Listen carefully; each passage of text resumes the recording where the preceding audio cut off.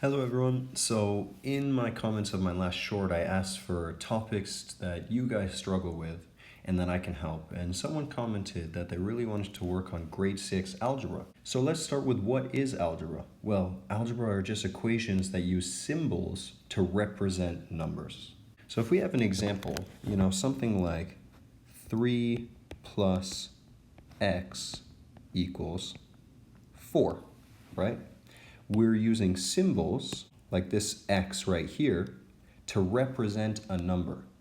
And in order to solve an algebra equation, we end up with this finding out what number that symbol represents. In this case, it's going to be x equals 1.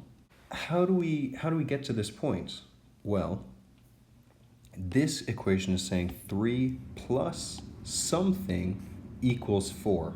And we have to think in our head, what do we add to 3 to equal 4? Intuitively, it makes sense. It's just 1. 3 plus 1 equals 4. But the way we solve it so then we can apply this to harder equations would be to subtract 3 on both sides. So this cancels out, and we end up with x equals 4 minus 3, x equals 1, right? And the reason we subtracted 3 from both sides is because we want to end up with x by itself. So now I'll give you my 3 steps to solving any algebra equation. So my step 1 is find what we are solving for. In the last equation, it was x. Just find the symbol that we're trying to solve for. My second step is figuring out how do you get the symbol alone? How do you get it by itself? Because what we want to end up with is x equals and then our number, because this is going to be the answer. And then my final step is do the math. We just have to isolate x by doing the math and getting rid of all the other numbers. So let's put this into practice now. So here's an equation, 3x equals 9. So step 1 is figure out what we're solving for. And I know we're solving for the x. And so our end is going to be x equals and then whatever our answer is. Step 2 is figure out how to isolate that x. Well, in order to isolate this x here, that means we have to get rid of this 3. And in order to get rid of the 3, we have to do the opposite of what the 3 is doing. So we see this is 3x. This is the same thing as 3 times x. So in order to do the opposite, we're going to go 3x divided by 3 so that these two cancel out. But if we do it on this side, we have to do it to the other side. So divided by 3. And what we get is x equals 9 divided by 3. In this case, x equals 9 divided by 3 is 3. And this is our answer. Okay, so here we have a little bit of a harder one. 4x plus 2 equals 6. So step 1, figure out what we're solving for. We're solving for the x. Step 2, how do we get rid of all the other numbers? Well, we have to get rid of the 2 and we have to get rid of the 4 so that we just have x equals and whatever our answer is. But what do we get rid of first? And it's actually important to figure out what we do get rid of first.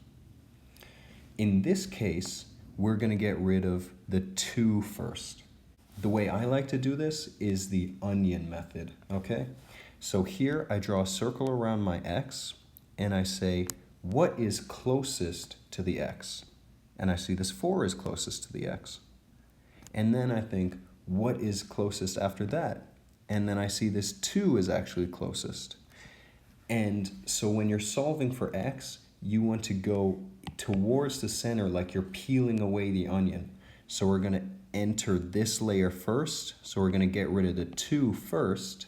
Then we're going to enter this layer second. So we're going to get rid of the 4. And then we'll have the center layer with the x by itself. And that's exactly what we want. So let's start by getting rid of that 2. And you see it's 4x plus 2. So to get rid of it, we have to do the opposite and minus 2. So subtract 2 here and subtract 2 here. Because remember, if you do it on one side, you have to do it to the other side. And what we end up with is 4x equals 6 minus 2, or 4x equals 4.